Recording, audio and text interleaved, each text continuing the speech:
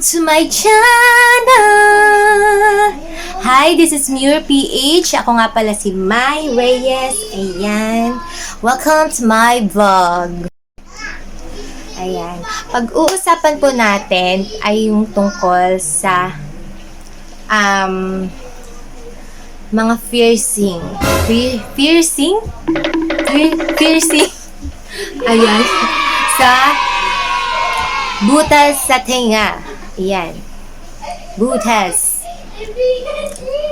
Actually, nung high school ako, napakarami kong butas. Ayan. 4 nga to dito. So, the last time na naglagay ako, yung 2 ang nilalagyan ko dati dito. So, bali 3 siya. Parang nadudumihan ako. So, tinake off ko siya. Ayan. Tapos, yung pang-4 na nilagyan ko, nung binalik ko ulit, the last time na naglagay ako dito is parang nagkaroon ng whiteheads ata or blackheads dito sa loob. So, tinanggal ko siya kasi namaga siya. Ayan. Tapos, dati basta 4 siya rito. Tapos, meron akong 2 dito.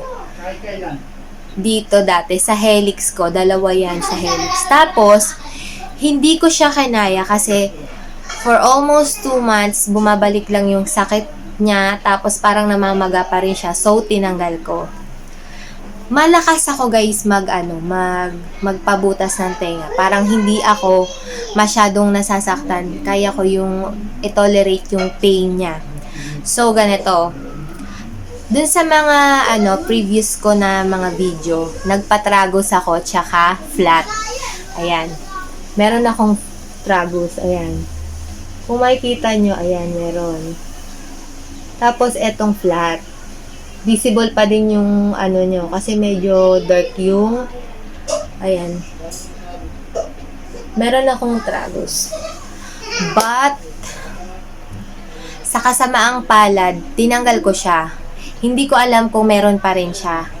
Tinanggal ko siya kasi nakakairita sa tenga. Makati palagi yung tenga ko kasi ayoko namang araw-araw ko siyang tatanggalin kasi magkakasugat siya. Pag palagi mong tinatanggal, mas effective kasi sa akin yung may pakaw tapos hikaw lang na ginaganon.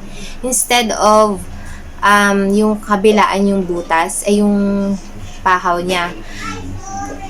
Actually, mas nagstay yung ganon. Pero kapag may bago kang hikaw, ayan, na lalo na sa mga ganito, sa mga delicate parts, ayan, hindi effective yung magkabilaan yung hikaw. So, palitan mo siya ng dipakaw para mas mabilis mo siyang malilinis. Tapos, mas madali siyang bunutin pagka, kunwari, naliligo ka. Tapos, lilinisin mo din siya that time. Ayan, gaganunin mo lang. Tapos, ibabalik mo din siya ng basa. Ayan, so madali siyang linisin. Kahit after mo maligo, hindi mo na siya lilinisin ulit kasi malinis na siya. So may time kang kuskusin na ganon, yung mga yung mga langib-langib, ayan, pwede mo siyang matanggal. Kahit dito sa flat, kaya mo yun. At guys, kaya siyang ma-heal, warag pabutas ka, kaya siyang ma-heal ng 1 to 2 weeks lang. Basta ganun araw-araw ang gagawin mo. Hindi mo siya tatanggalin ng tuyo ka na, ng stable na yung yung ng katawan mo, ang temperature ng katawan mo. Kailangan, pag naligo ka, dun mo siya tatanggalin, tapos babasain mo siya. Or after mo maligo, syempre mamasa-masa pa yung balat mo, malambot pa yan. Pwede mo siyang tanggalin, linisin mo ng may alcohol, tapos ibalik mo ulit siya. Linisin mo yung tenga mo, yung butas mo ng may alcohol din. So, tanggal din yung mga langib-langib nun, yung mga nananana. Excuse me po sa mga nanonood. Ayan. Tapos, pwede mo na siyang ibalik agad. Basta agad-agad mo siyang ibabalik. Hindi mo papalipasin yung na yung ilang minuto. Kasi, pag tinanggal mo siyang ganito, linisin mo ulit. Pag ginanon mo ulit yun, mabilis lang siyang ibalik. Ayan. The reason na Kaya ako siya tinanggal. Kasi ngayon nga, Makati nga siya.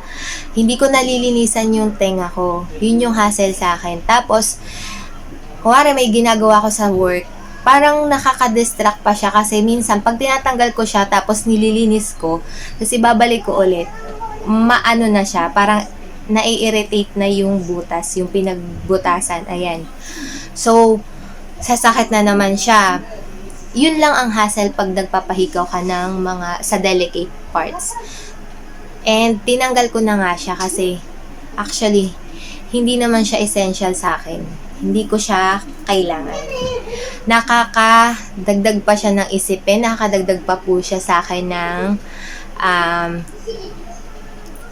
ng parang responsibilidad. Instead na ginagawa ko ng maayos na yung mga gawain ko,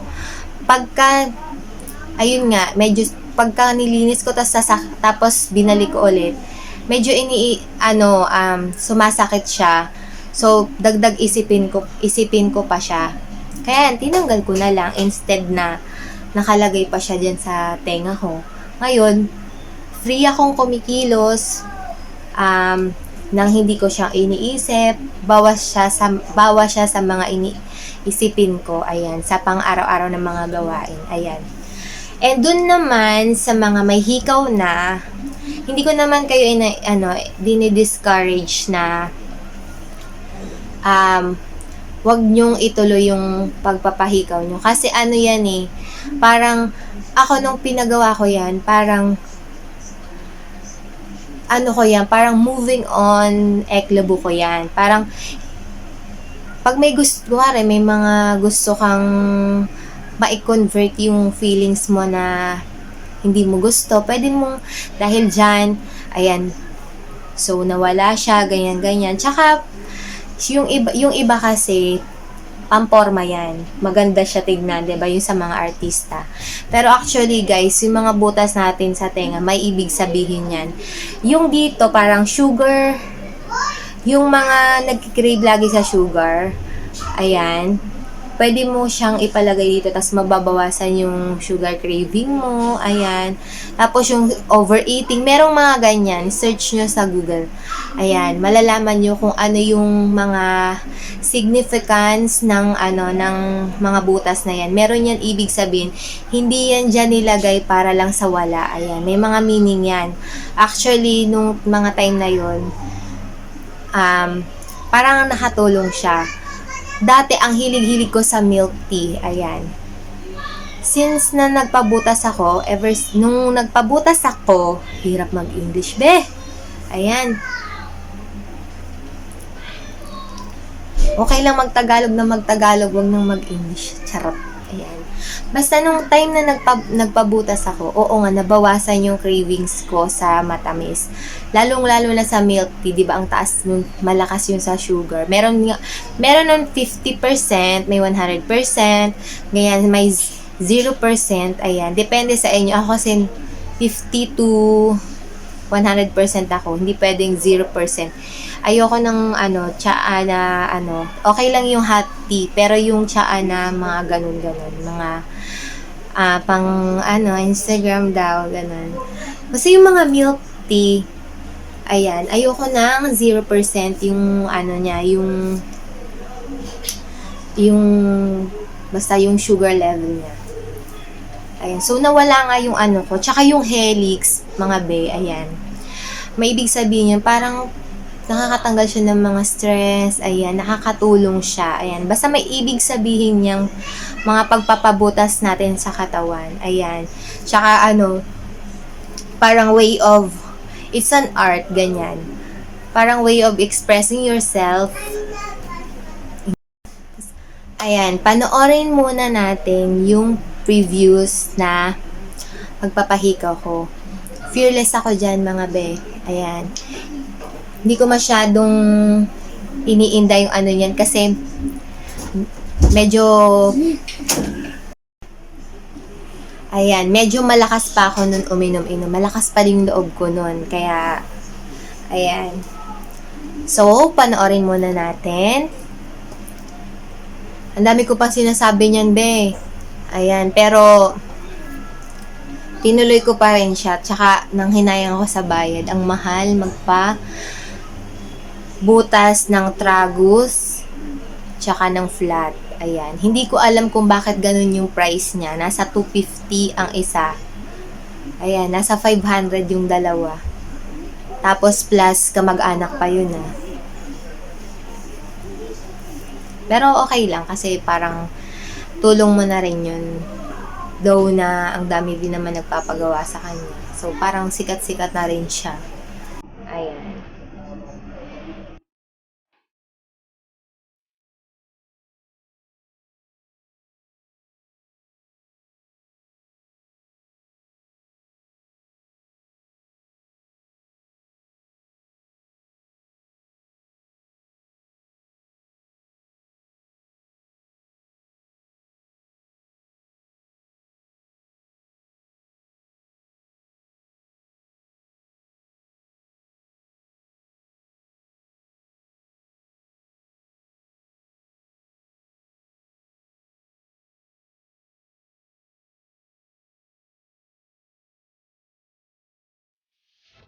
Ayan.